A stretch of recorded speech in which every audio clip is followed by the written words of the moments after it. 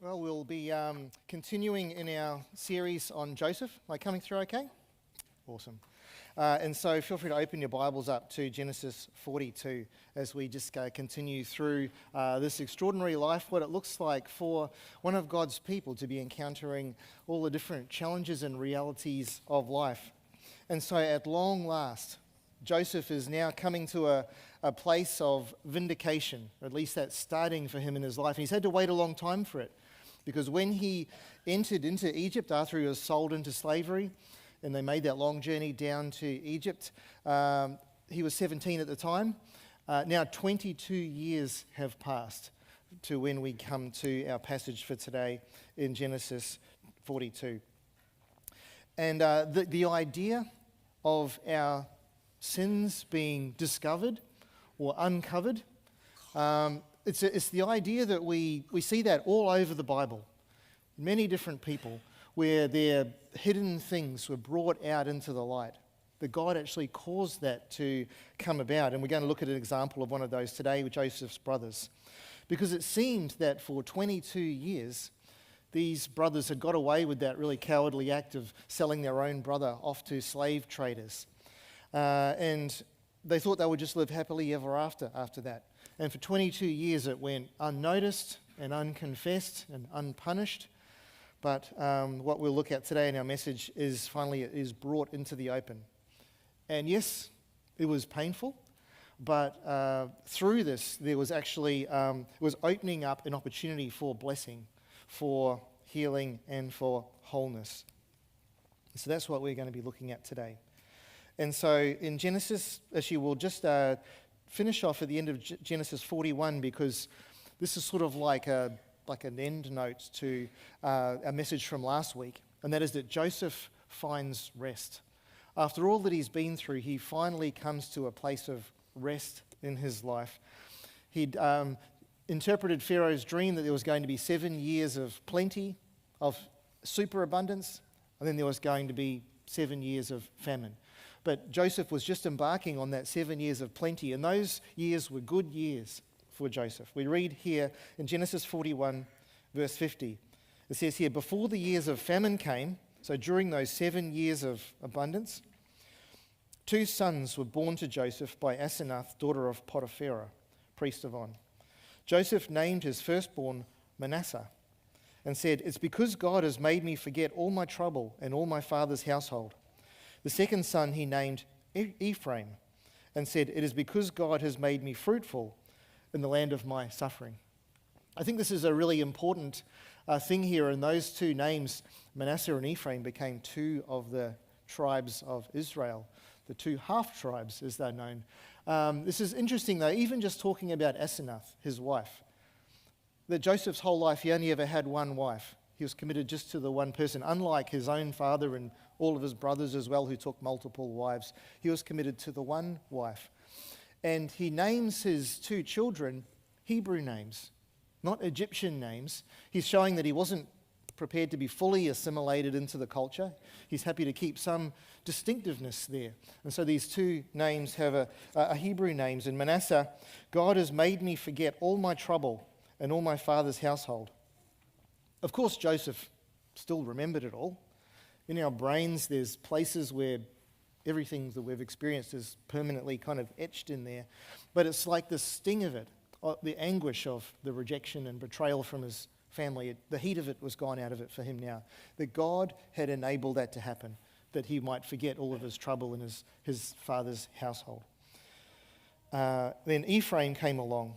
Once he had a Manasseh, he was ready to be able to give birth to an Ephraim, that God has made me fruitful in the land of my suffering. He could finally see that God was the one who had done this in the place where he was suffering, not out of it or despite it, but in it. And that's a wonderful thing. It didn't happen once he got free from it, but he was fruitful within that. And it reminds me of something that the prophet Joel wrote about in chapter 2 of Joel, and I'll throw these words up on the screen because it's something that I have thought about a lot over my life, these words, where God says to his people, "I will repay you for the years that the locusts have eaten." That God's people were going to go through a time of hardship and difficulty when plagues of locusts were going to be coming upon the land. But then God gives them this promise. I can make you up for that.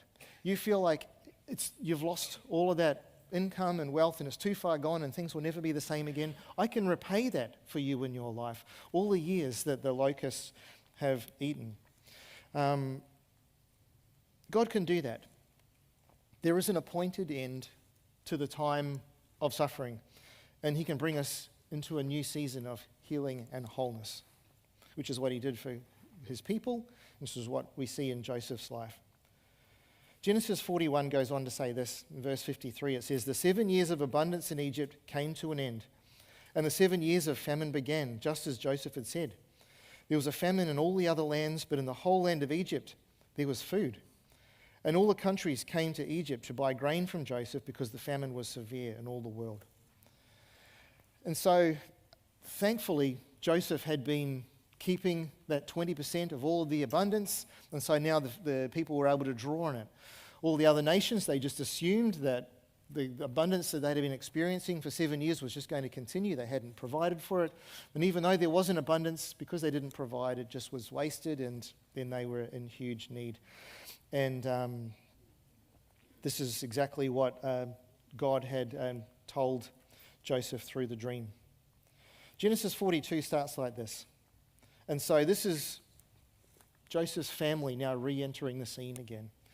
"When Jacob learned that there was grain in Egypt, he said to his sons, 'Why do you just keep looking at each other?'"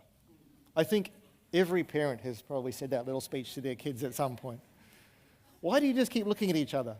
He continued, "I have heard that there is grain in Egypt. Go down there and buy some for us so that we may live and not die." So the family were wealthy, but what good is money if there's no food that you can buy? And so, but they would have heard that there were other people in their local area who were starting to make the trip down to Egypt. It's about 400 kilometers. It takes about 3 weeks on foot to make that journey. And so the father's saying, "Guys, are you just going to let us starve to death? I've heard there's food down there. Why don't you, when I bring this up, why do you just look at each other? Like they're trying to read each other's minds." I think probably there was a bit of a guilty conscience there for them. They were procrastinating. They didn't really want to go down to Egypt because it was that place that they had sold their brother. And so now we see Joseph's family re-entering his life after 22 years. Eventually, their need was so great because while there was the 10 older brothers and the father, the little Benjamin as well, but they had all of their wives and children, their family group was at least 70 people on the brink of starvation. They had to do something. And so the 10 oldest brothers left for Egypt. They didn't take Benjamin, though, the youngest, because Jacob, the dad, wasn't going to take any more risks with his new favourite son. And so we read here in verse 6. "Now Joseph was the governor of the land, the one who sold grain to all its people. So when Joseph's brothers arrived, they bowed down to him with their faces to the ground. As soon as Joseph saw his brothers, he recognized them, but he pretended to be a stranger and spoke harshly to them. 'Where do you come from?' he asked. 'From the land of Canaan,' they replied, 'to buy food.' Although Joseph recognized his brothers, they did not recognize him. Then he remembered his dreams about them and said to them, 'You are spies. You have come to see where our land is unprotected.'" You might think, how is it possible for all 10 of the brothers to not recognize their other brother in that moment? But remember, Joseph at that time was completely out of context to them. The last time they saw him was 17. He was 17. Now he's 39. And also, even though they would have noticed that he would have had the same kind of skin color as them and the same kind of facial features as them because he was actually part of their own family, he was dressed like an Egyptian ruler, an Egyptian aristocrat, and he spoke through an interpreter as well. And so Joseph was completely out of context to them. But the brothers, they were in context for Joseph. All the 10 brothers were together, wearing the same kind of clothing, acting the same, sounding the same language that they were speaking. And so he recognized them straight away. As soon as he saw them, it says, immediately. And they bowed down before him. And in that moment, Joseph remembered his dream. And so this isn't the immediate fulfillment. I mean, this isn't the total fulfillment of it because there's only 10 of the brothers. Benjamin isn't with them, and there was 11 sheaves of wheat, remember, which bowed down to him. But this at least is the start of that. He remembered the dream that he had. It's begun now. Verse 10 goes on to say, "No, my Lord," they answered, "your servants have come to buy food. We're not spies. We're all the sons of one man. Your servants are honest men, not spies."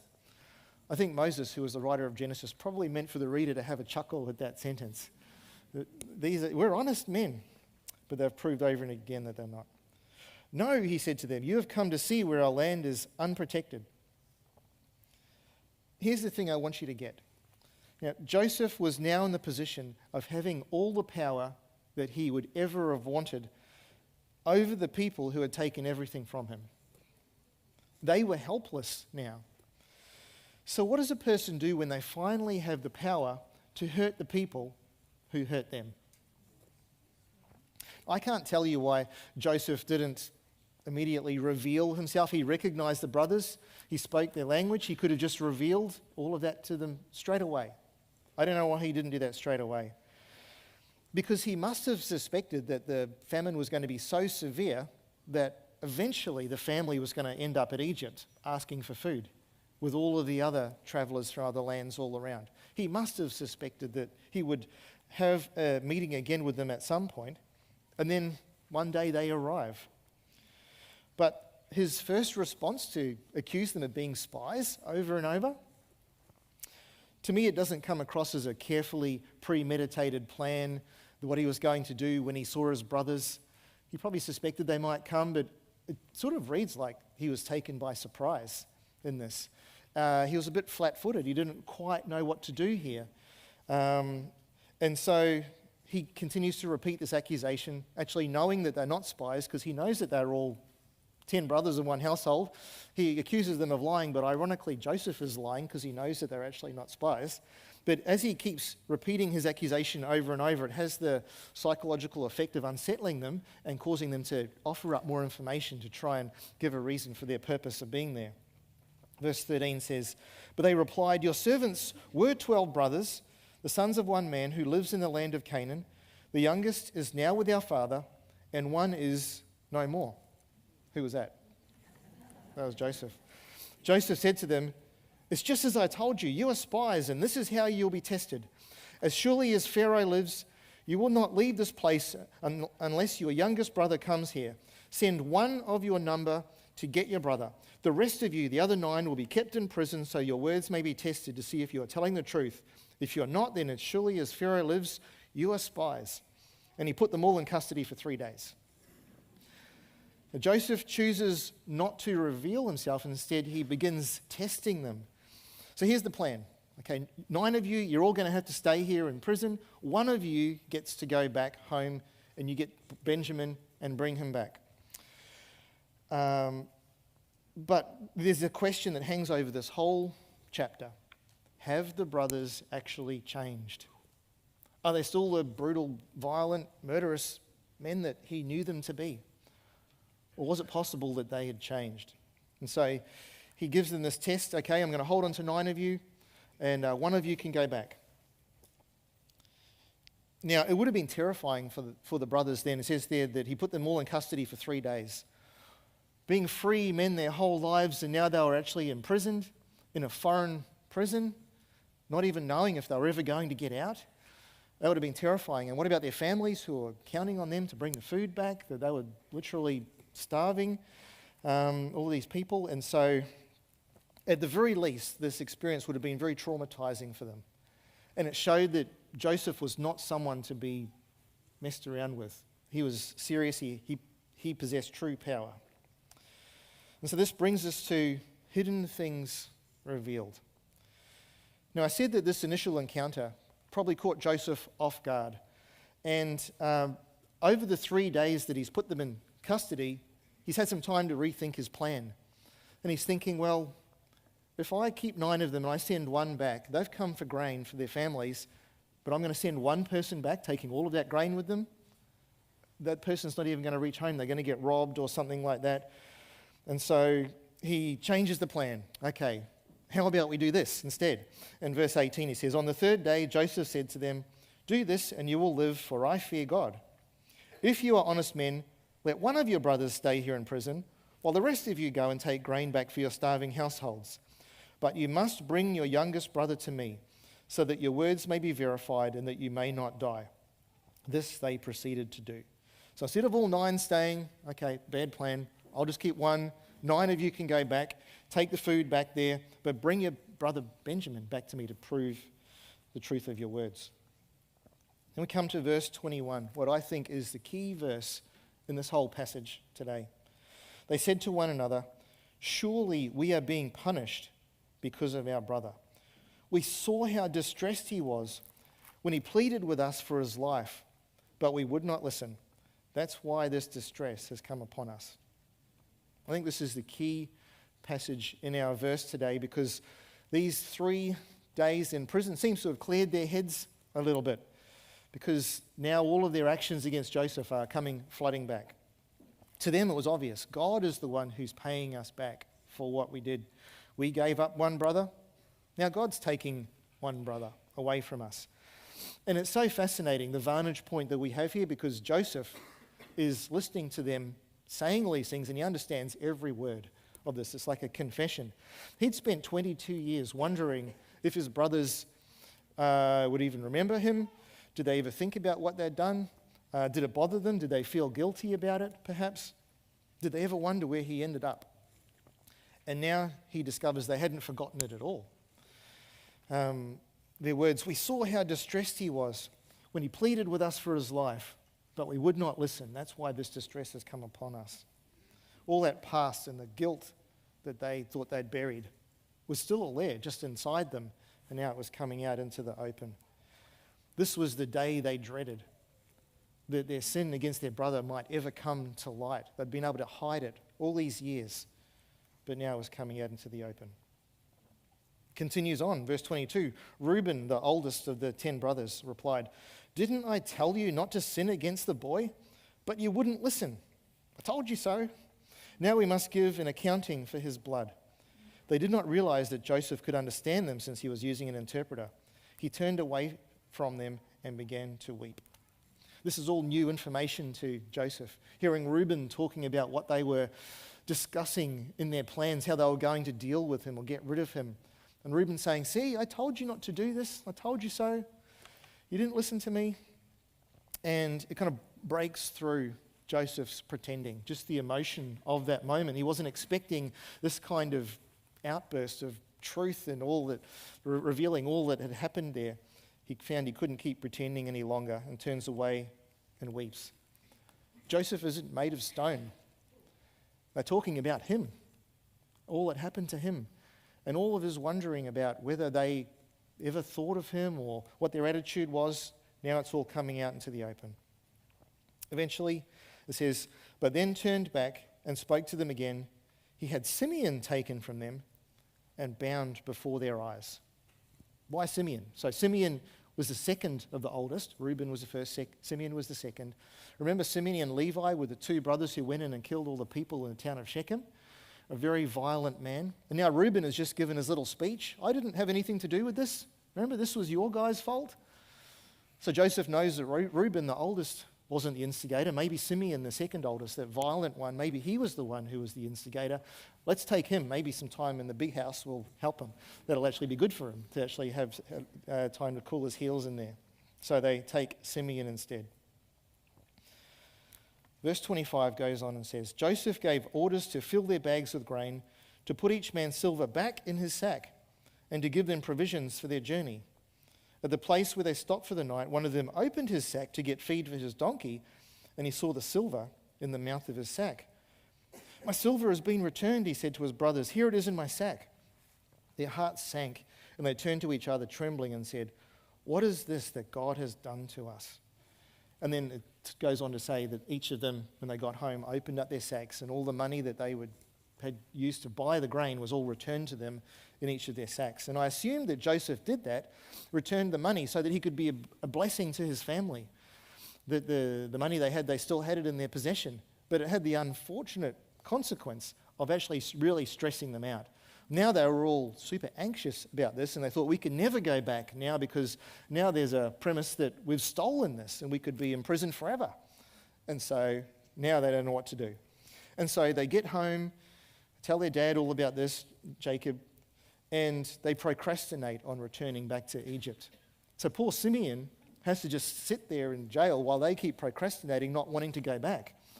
It's interesting that nobody's actually in a rush to try and get him out of the jail, which speaks volumes in itself, doesn't it? So we're going to pick up the next part of the story in a couple of weeks' time when we look at it next. But what I think that this, or just as we just pause here for a minute and just sort of see what this has to say to us. This whole idea of hidden things coming out into the open. We see here that Jesus offers us mercy. Now, the brothers had their sin uncovered, and God's being really merciful here. He chose to bring their actions into the light, not for the purposes of embarrassing them or exposing them, but to bring them to a place where they could be blessed and receive his mercy. And that's a wonderful thing. It might not have felt like it at the time, though, but it was the best thing that could have happened to them, for the hidden things to come out into the open, because the peace and joy that would follow would be worth it all. Now, it is a blessed thing if God chooses to uncover sin in our life. Yes, it can be painful if that happens and it's discovered. It's the last thing that naturally we want to have happen to us because we think it's great if we don't get caught. And we feel like we've gotten away with it, and we might even think that if we've gotten away with it, then in our case, it's fine just to keep doing that. God's okay with that. But I would say that it's actually the worst thing in the world to not get caught. I just want to tell you a little story. Many years ago, when I first became a pastor, I started to lead funerals, and there's one funeral in particular that really stands out in my mind. It was for a trucker who died in his late 40s, so relatively young. And the man's mother, sort of in her mid-60s or so, asked the funeral director if the funeral director could arrange a minister to lead the funeral. And that funeral director found me. And so I went to meet with the family beforehand to plan the funeral service. And the mother wasn't there, though, so I met with the man's siblings and children, sort of older teenage children, and it was rough. They were arguing with each other. They weren't people of faith. They resented me being involved because their brother and father, he wasn't a man of faith, didn't have any spiritual convictions or beliefs at all. And so anyway, they just said, okay, no prayers, no Bible readings, we just want you to be like an MC. And and so the day came, we didn't have any Bible readings or songs or prayers, just eulogies. Many people got up and told stories of this man's life, stories of him being a trucker, a hard life, his long and sad battle with cancer, which led to his passing away. And later on, I took the service at the graveside. And as requested, it was more of a generic kind of service, kind of short. The family, after it was finished, they stayed close to the graveside. I didn't feel like I wanted to leave, or I should leave right then, so I just sort of stayed nearby and just kind of wandered in the cemetery there and read some of the gravestones which were close by. I'll never forget a stranger who came up and stood next to me. So I assume that he was part of the 300 or so which had gone to the funeral earlier, but at the graveside it was just family, so there's only like 15 people or something. And this person, I assumed, was part of the funeral. He really made an impression on me. So he was an Indigenous man, very dark, impeccably dressed in a grey suit, shiny black shoes, and black dreadlocks, which were really long, tidily kept. And he looked really striking. And I tried to make some small talk with this person, a lovely funeral. And he just said, "And now for the judgment." And I thought that was a really strange thing to say. And I sort of looked up at him, and he said, "You believe that, don't you?" And I was like, "Well, yes, of course. I mean, I'm a pastor." It kind of threw me a little bit. And then I got called over by one of the family members to meet someone. I went over there, and then I wanted to meet this guy again. He wasn't around. I asked, who was that guy in the grey suit? Who? I don't know who you're talking about. No one had seen that particular person, didn't know who they were. But I felt terrible. I felt so chastened in that moment, because here I was, a pastor, and I was content to just kind of lead a very vanilla kind of a funeral. But eternal realities were at stake. I mean, the family desperately needed to hear about Jesus. The family that this trucker had left behind weren't doing well. And I made a commitment that day that I would never do that again. I would never just be content just to do a generic, vanilla kind of a service. And now for the judgment. Imagine a person continuing to just go on sinning through all of their life and never being discovered on anything that they've done, until one day there's the judgment where they're standing before God and all the secrets of their life are laid bare. Because one day all of us will stand before our Creator and everything is going to be brought into the light. We'll all have to give an account of our lives to our Creator. It's not a question of whether or not you and I are going to be found out. It's just a matter of time. Now, most people think that they can live a good life, and when they're standing before God, the good is going to somehow outweigh the bad, and that God will be impressed by the good that we've done, and we'll sort of just kind of wink, not worry about the bad that we've done as much, and we'll be admitted to heaven. We can't live a good enough life, though, under that kind of law-based way of looking at the world. Romans 3 says this. Now we know that whatever the law says, do's and don'ts, it says to those who are under the law, so that every mouth may be silenced and the whole world are held accountable to God. Therefore, no one will be declared righteous in his sight by observing the law. Rather, through the law, we become conscious of sin. The do's and don'ts of the Bible, they just show us where we fall short. But on that day when we're standing before God, there's no one's going to be giving their snide remarks and arguments before God's face. It says every mouth will be silenced because God's judgments will be just and will be agreed upon by everyone. He's completely correct in his judgments and his rulings. To be saved, we need something greater than just trying to live a good life. But Romans 3 goes on to say this. It says, but now a righteousness from God, apart from law, has been made known, to which the law and prophets testify. This righteousness from God comes through faith in Jesus Christ to all who believe. There is no difference, for all have sinned and fall short of the glory of God, and are justified freely, that is, made right with God, freely by his grace through the redemption that came by Christ Jesus. Jesus didn't come as a man and lived his life and died and rose again just so that you and I could try and live a good life. And so the bad news is, as we just read, none of us is worthy. None of us is able to say, my good deeds will outweigh the bad. We all fall short. But the gospel announces wonderful news, good news. This righteousness from God comes through faith in Jesus Christ to all who believe.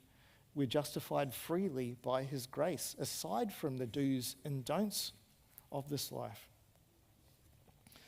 That one who had no guilt, Jesus, he took ours so that those who trust in him receive his righteous life. He invites us to bring our lives into the open, to confess our sin, to make it right and turn away from it. We've dealt with it in this life. There's no prospect of it ever being thrown in our face ever again, because we have turned it over to him. And if you have never made your peace with God, today could be your moment. Are you willing to look to Jesus in faith, the Son of God who was lifted up on the cross in your place as your substitute? Are you willing to look to him in faith that you might have life? This is the most important question that you will ever have to answer.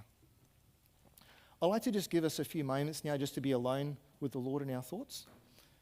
Maybe something from this has spoken to you this morning. So you'll have a few moments just to pray and just talk to the Lord, and then I'll close.